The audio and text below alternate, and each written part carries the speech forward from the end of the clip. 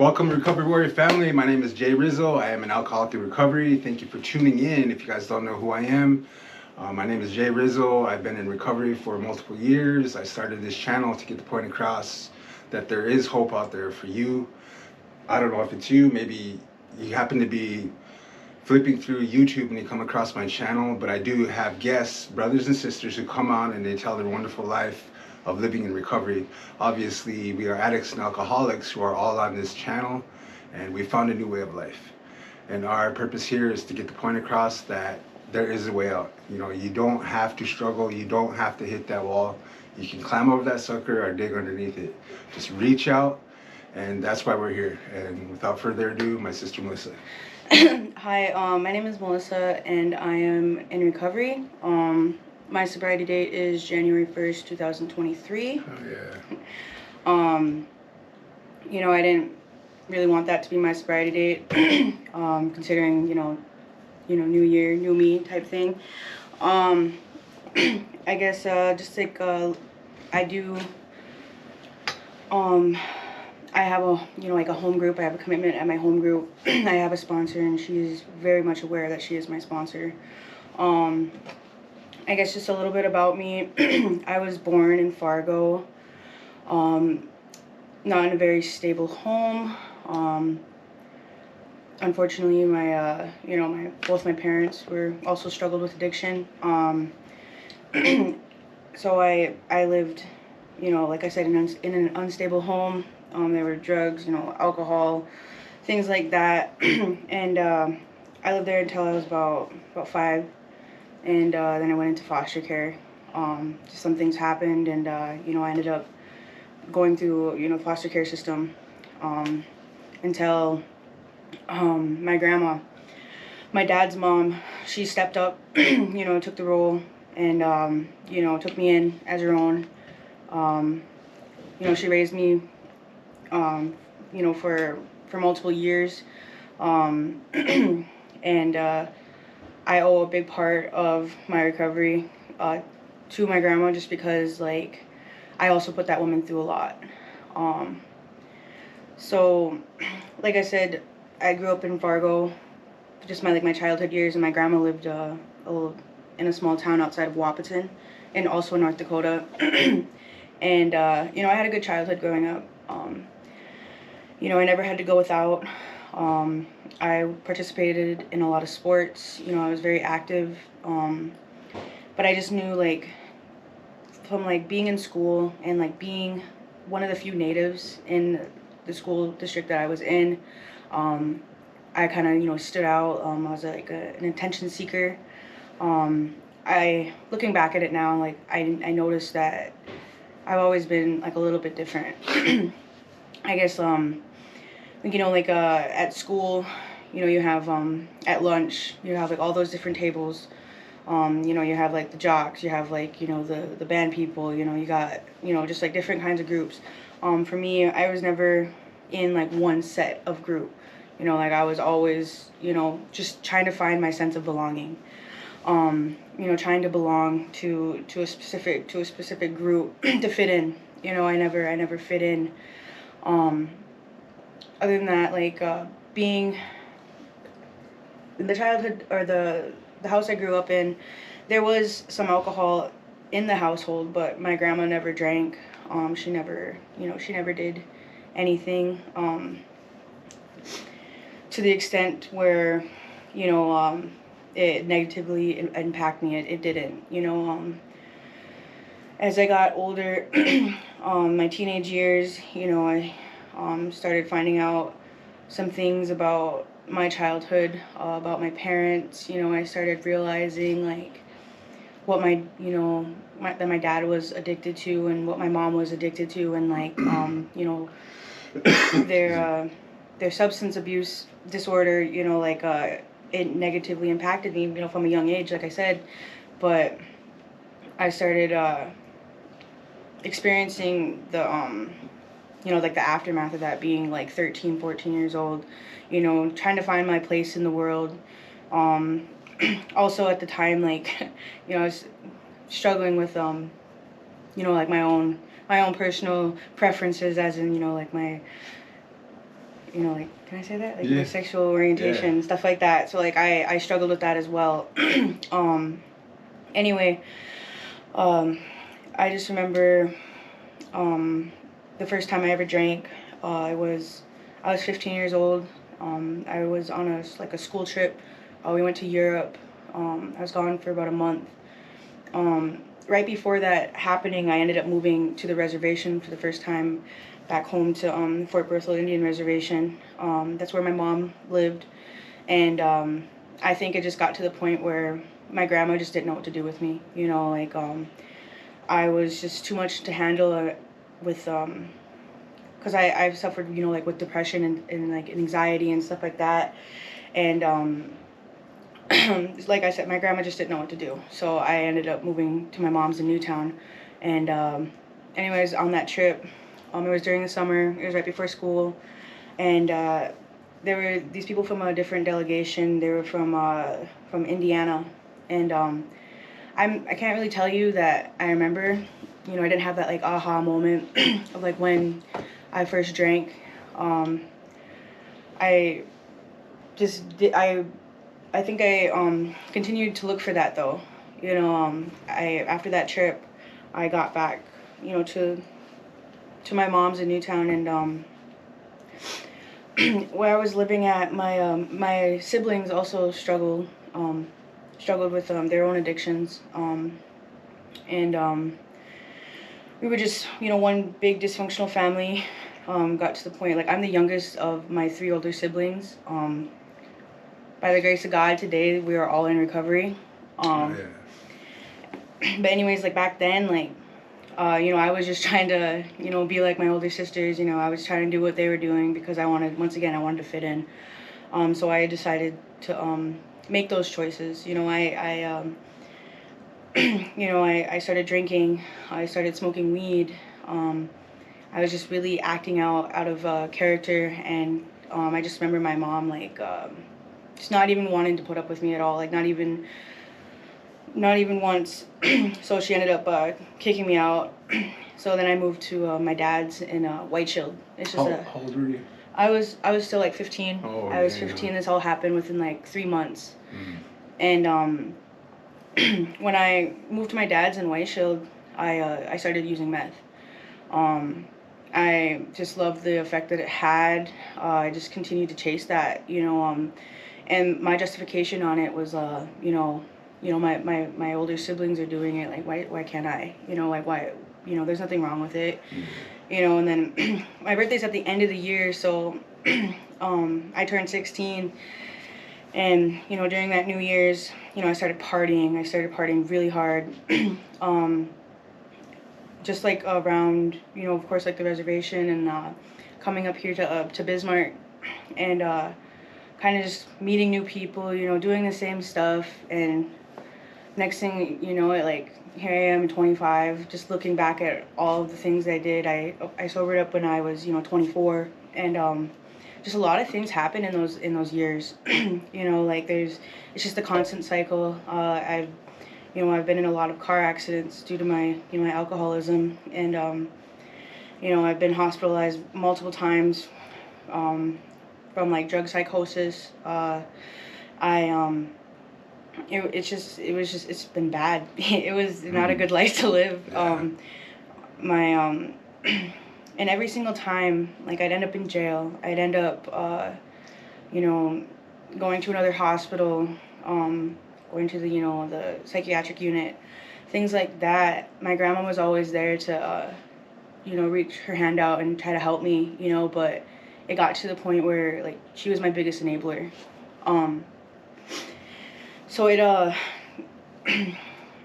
like, I've been through it, I've been through a lot, like, I started injecting, meth when I was 18, and, like, even that, like, I went from place to place to place, all in North Dakota, of course, but, like, from reservation to reservation, just looking for a party, just, who has the better, drugs, stuff like that. And, like, honestly, looking back, like, it's all one blur. It's all blurred together. Anyways, up into, like, a year before I got sober, I remember I was living in Wapaton. Back, I'd always constantly go back to my grandma's, but this time I finally branched out and got an apartment. I was in a relationship. I was in a relationship for about a year and a half with this girl, and I started getting into fentanyl really bad. I was using it before, and it wasn't like something that I was looking for until like finally the meth stopped working for me. I'm gonna switch, So I started using heavily, and this girl that I was in a relationship with, she was kind of, she was completely innocent and I guess like naive. Didn't really understand what addiction was because where she's from a different country, and she didn't really understand, anything, and just once again, like an enabler. But I knew like 8 months before I got sober that I was gonna have to go to treatment again.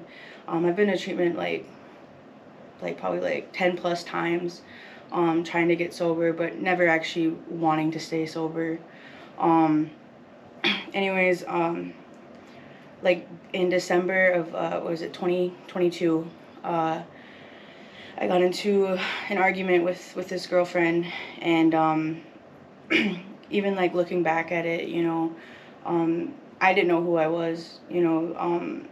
I got into physical altercations with this girl, and I always told myself I'd never be like that, but it just got to a really dark place to where like I couldn't recognize myself, and of course I just kept on using because I didn't want to face the reality of what my life became.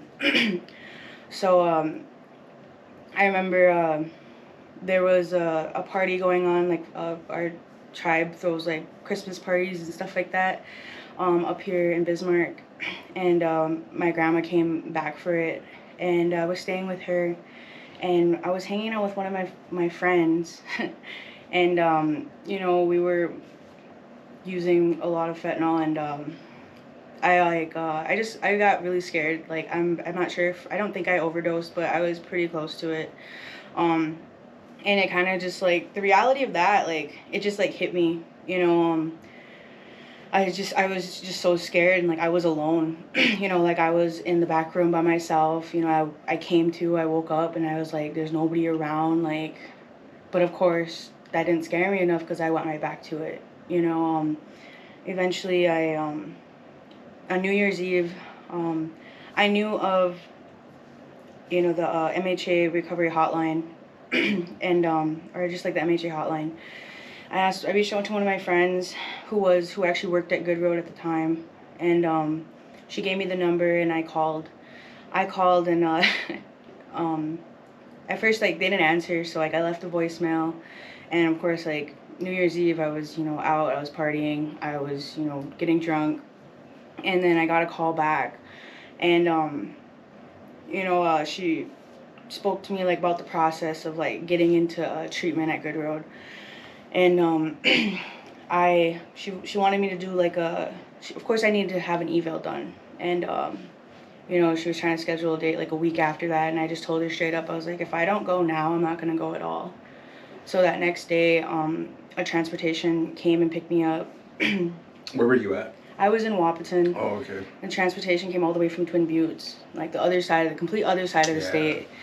And I just thought that was amazing, like like someone just, I don't know, I just thought that was how it happened so fast.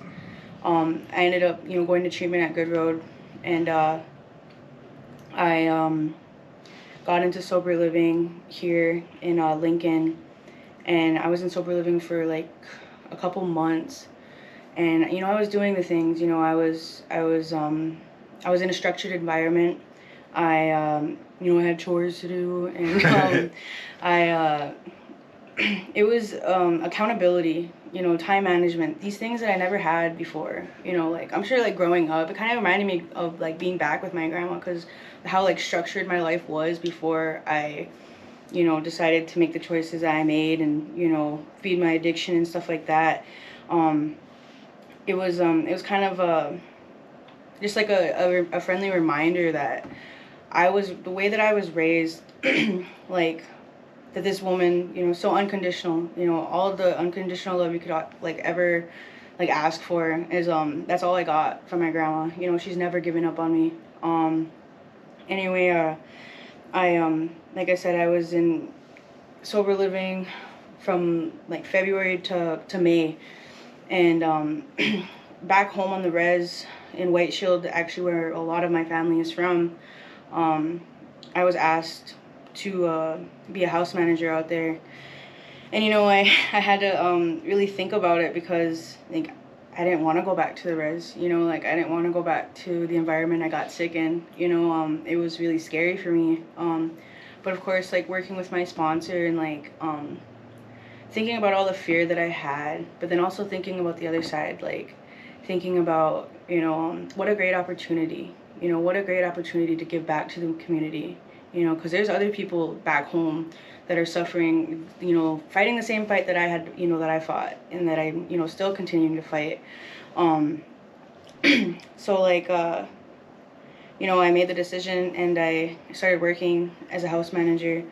And of course, like at first, it was like I'm a people pleaser, and that is just one thing that I learned to get like I guess over quickly while being a house manager, because like how am I being helpful to these ladies if I'm just letting them do whatever they want? Like that's not the experience that I had in sober living with my house managers. So I tried to you know, give that same thing back. But it was hard at first for sure. And I committed for a year. And honestly, I think being a house manager definitely helped with my recovery. It helped a lot. Setting an example. And just like the gift of helping others, you know, like that's like one of the main things that I took from being a house manager, is being able to see the light come back into somebody's eyes, you know, just like how it happened for me. I like I said, I committed for a year. My commitment went up in June this last, you know, just a couple months ago, and I decided to move back here to Bismarck. And I work as a recovery coach at the under MHA Sober Lodge. No, explain to them what is a recovery coach. Well, like a recovery coach is kind of like I would say like peer support. Okay. Just like helping guide others in their own recovery, helping them find, you know, like of course like your own lived experiences, trying to relate. I wouldn't say it's like sponsorship, but it kind of goes along hand in hand with it. Okay. And like with my job, I do a lot of different things, you know, like whether it's helping out at the office or like transporting others, like other women to treatment. I've done a lot in just a couple months that I've worked up here. You know, I've helped with case management. And how do you go about getting a recovery coach job? What are the requirements, like, basically? Like, honestly, do you just have to have sobriety, or? I think to get like a recovery coach job, you have to maybe like probably just at least be a peer support trained, like have certified. That training? Yeah. Yeah. Awesome. Oh yeah. Because it was kind of just like a job that was like offered to me. Mm-hmm. Cool. Yeah, I get to work closely with the women up here at the Women's Sober Living, the one that, you know, I went to. Giving back. Huh? Yeah, literally. That's cool. Whether it's just like helping with rides or like getting ladies to meetings or whatever, like it's kind of like a mentor in recovery. Yeah, kind of. Oh yeah. You know, and I just like being a part of the MHA Sober Lodge family because like it's literally all our family. You know, like whether you're related to them or not, you know, it's one big family. We all look out for each other, and at the same time we're all like, you know, like talking smack to each other, you know, just joking family, around. Huh? Yeah, just joking around. And anyways, like today I registered for classes. I start college tomorrow at Tribes. Yeah. That's what's up. I'm gonna be a full-time student. What are you going into? Criminal justice. Oh yeah. I just figure it's also something that helps with you know, like mentoring people that are like me. I do sponsor some women that personally have, you know, their own POs. Yeah. And it's just something that just some of the experiences that they tell me that they have with theirs just kind of like lit a fire, you know, Yeah. like just got me interested, and it's something, you know, that's different. Never really thought, especially like all the times I've been arrested. Yeah. Never thought I'd want to go into criminal justice. Criminal justice. So with criminal justice, you're basically gonna be like a lawyer or something, or public defender. Or? You could go into It something goes like into that? Yeah, Okay. it kind of like branches off. Like you have to take like Awesome. different classes and Yeah. stuff. And of course you have to like pass the bar. But Yeah. I was looking Awesome. more into like being a probation officer. Okay. Just working like closely with an individual. Yeah, that's cool. Yeah. So, but other than that, like my life today is a lot better for sure. Like, of course it has its days, but my worst day sober is like so much better than my best day high, or whatever they say. I probably got that all wrong, but whatever. Regardless, and like when it comes to like working a program, like of course like I don't work it perfectly, you know. Yeah. Like I'm human. Yep. I make a lot of mistakes throughout the day, and that's why I have a sponsor. That's why I lean on, you know, her. Like especially when she says things that I don't want to hear. It's usually the best time to listen. I'm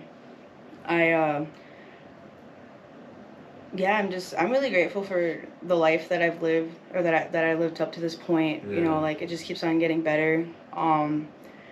There's nothing I would change, you know. Yeah, you love your life today, huh? Yeah. That's cool. All right. So I got a few questions for you. Is that fine? Yeah. Okay. What is your perception of a higher power? Perception of a higher power. I guess to answer that easily is it's anything that's not me, but also like something that I also look up to. Okay. You know, like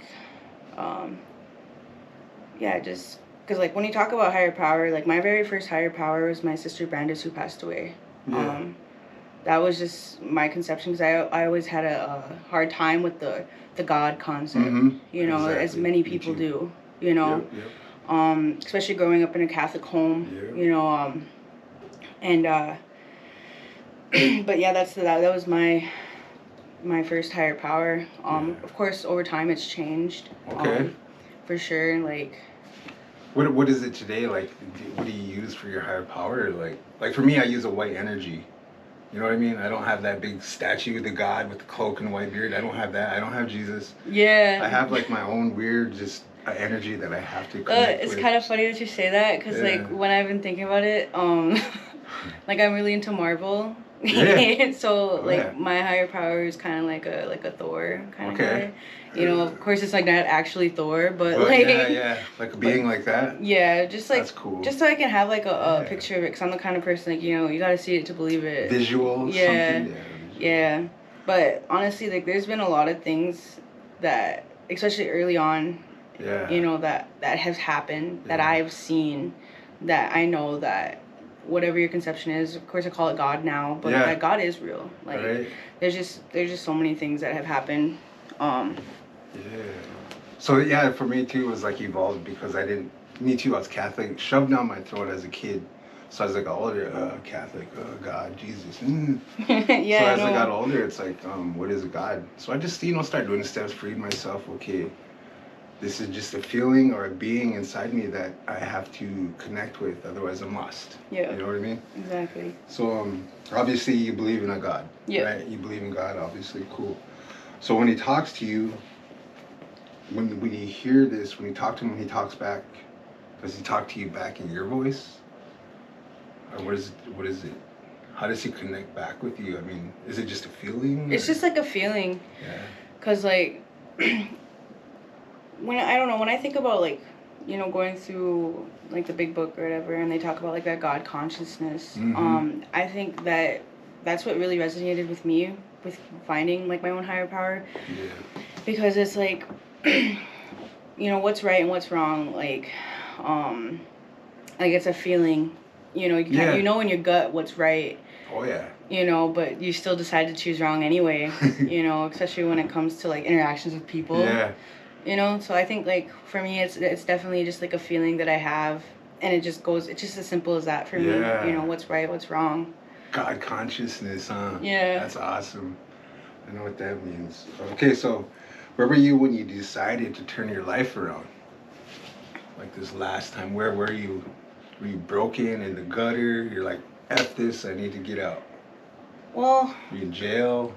no, like that's what's crazy because like I know that they talk about like rock bottoms and stuff, and you can keep on digging yourself deeper. Like I'm coming into sobriety, coming into like my stunt of sobriety now. Like I don't know, it wasn't as bad as it's been in a lot of other times. I think it's just the fact that I knew that what my life was. Looking back on it, and honestly, like having that. I don't know, like maybe it was like a God shot. And like just realizing that this is not a life that I want to be living anymore. Like literally I'm gonna die. Like I am going to die if I continue to use the way that I am, keep on, and like I guess the thing that scares me the most is that my grandma will give up on me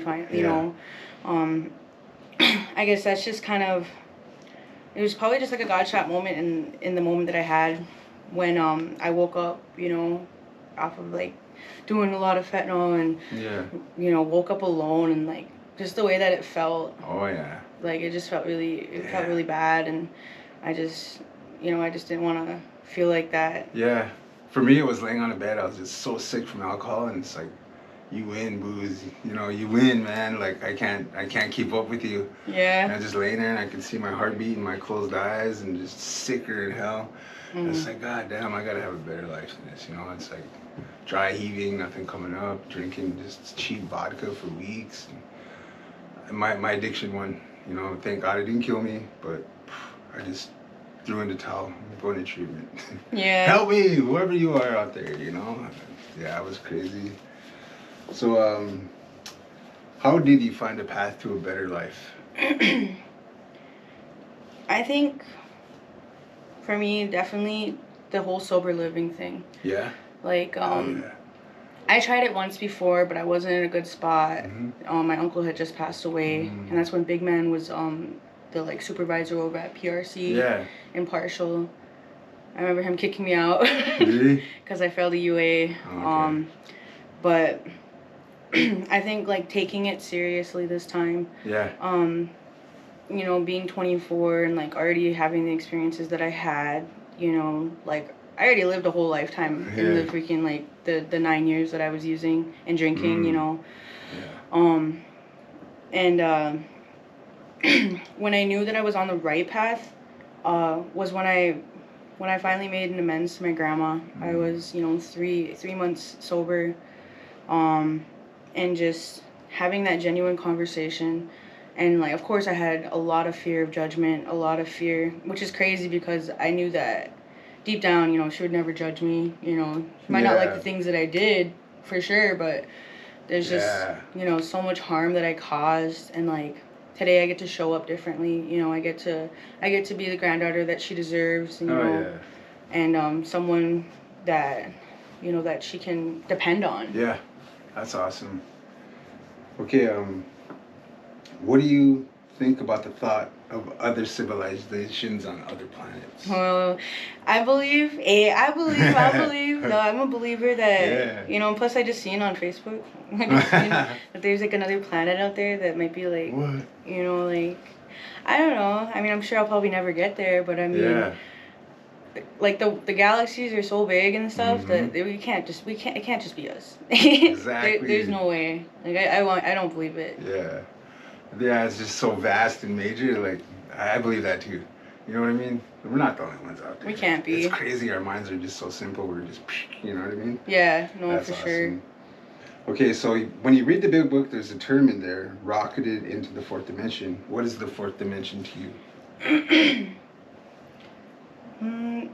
I guess to be, I don't know, to finally be comfortable with myself. Like I said, I've chased the high, for so many years, and I never knew what it wasn't to be doing that. I didn't know what it was to not be doing that. Yeah. And now, like, I just, my life in recovery today is what I would like to call the fourth dimension. Yeah, exactly. It's like totally flip from everything that I've ever done my whole life. Oh yeah, that's awesome. Okay, so what do you think about interdimensional travel? Do you believe in that? Like, Like going through portals or time zones or dimensions? yeah, like, I mean, I don't spend too much time on it, but, like, Yeah. with, like, the Bermuda Triangle Yeah. and stuff like that, like when they talk about, like, with the ocean, I've seen, like, videos and stuff, like, there's another, like, world underneath the, like, Yeah. ocean, Oh yeah. like, way down there, like, I believe in that. I mean, Yeah. it's scary to, like, get stuck on that thought, though, because then I'll Right. get deeper into it, and, like, you know, but Yeah. I believe that not only are we not the only ones, like, in this planet, Yeah. from up above, we're, like, not the only ones, like, on this planet as a whole. Yeah. There's gotta be some other stuff going Like, on. what made me ask that question was like, did you ever see that movie Interstellar? Uh-uh. Oh, okay, you gotta watch it. Interstellar, you guys watch it. It's crazy. It just blew my mind because he went to, like, I don't know what he did. He just went into a different dimension, and he was like in the fifth dimension, but he was still here, but he was just in a different, different perception of time, and it's awesome. It's crazy. His daughter thought it was a ghost, but it was him. Matthew McConaughey was the star. Yeah. Yeah, you gotta watch it. It's cool. Okay, so where does our spirit go after we pass? Do you believe in that? Sometimes I want to think that, like, there's reincarnation. Yeah? Like they come back, huh? Yeah. Recycled? Yeah. But I feel like there's also, like, a place that's, I don't want to call it, like, heaven, because, like, that's, but, I mean, Yeah. basically, yeah, I feel like there's, like, a heaven, because, like, I mean, at least I hope there is, because of all the lost ones, you know, the loved ones that I've lost. Exactly.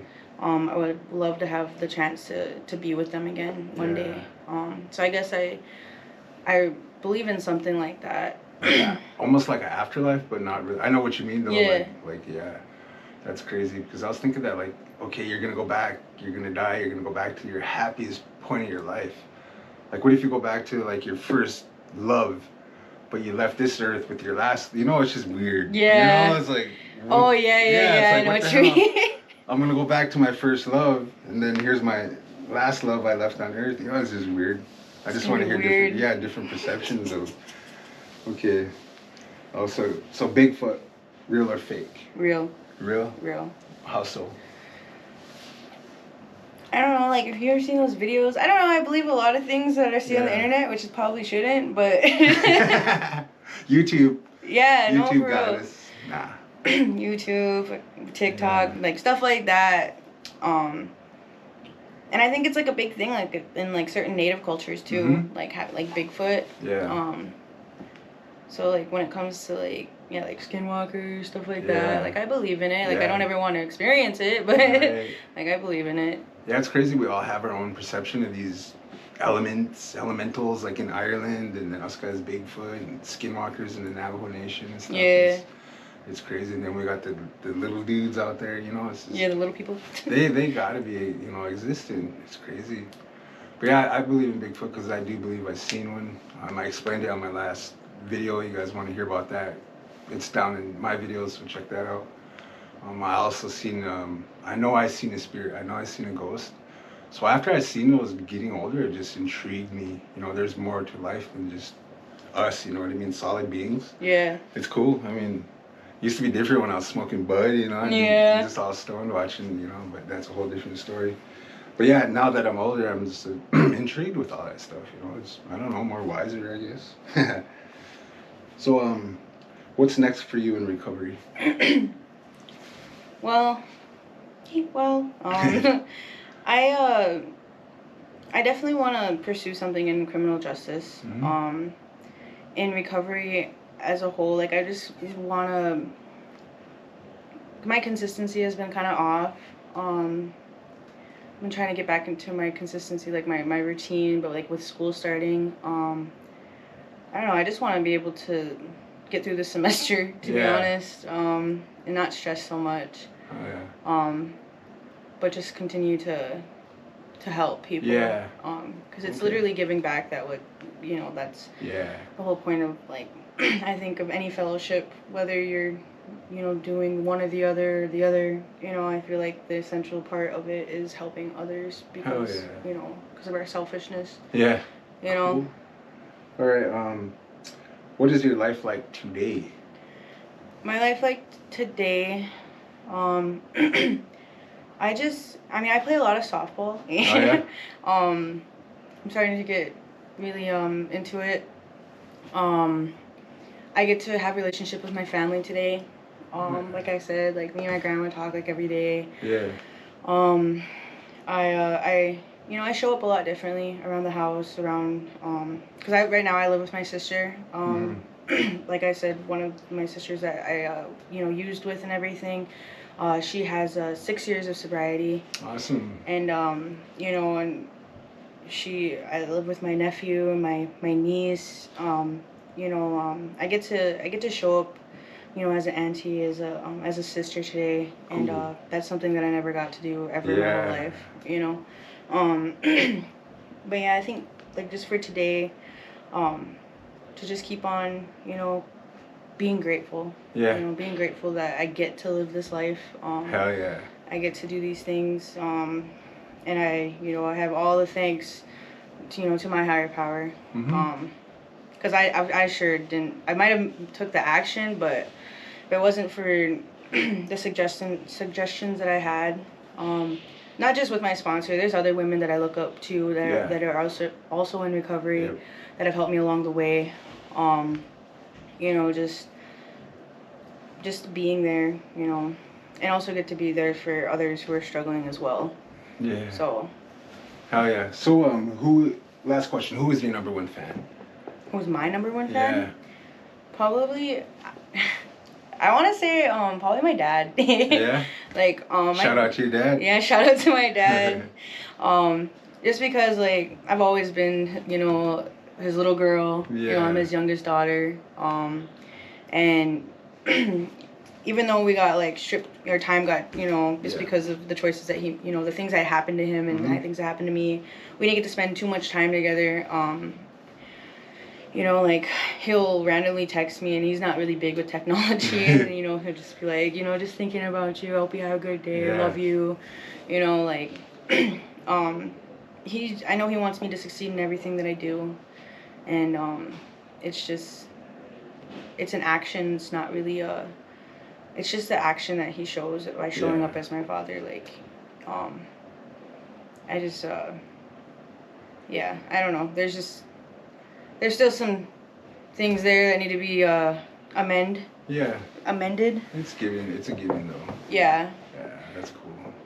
At least you got it figured out, you know what I mean, what you need to do, especially us in recovery. Yes. Look behind us, there's a wreckage, a tornado back there, this turmoil that we need to correct. And it feels good, doesn't it? Like they say amends. Wow, this works. It does. Yeah. So do you have any shout outs for anybody out there? I just shout out to Tiffany, my sponsor. She's pretty cool. She's pretty alright. Yeah. And then definitely like the biggest shout out I can give though is my grandma Celeste. Shout out to Grandma Celeste. Yeah. I just love you and just thank you for never giving up on me. Awesome. So. Oh yeah. Well, that concludes our show for today. I want to thank you, Melissa, for coming on. We can check in later on down the line and see where you're at. Yeah. But I'll keep in touch. And if you guys watched the video this far, my name is Jay Rizzo. I'm an alcoholic in recovery. My channel is The Recovery Warrior. We are all warriors in recovery, the people I have on. So if you're up against the fence, you don't know what to do, you got a 1 second, 1 inch of hope in your body, you are a warrior in my book. So reach out, pick up that phone, ask for help. You're not the only one. We are out here. Drop a comment down below. We'll get you help. And with that, we will pass. Love you. Bye.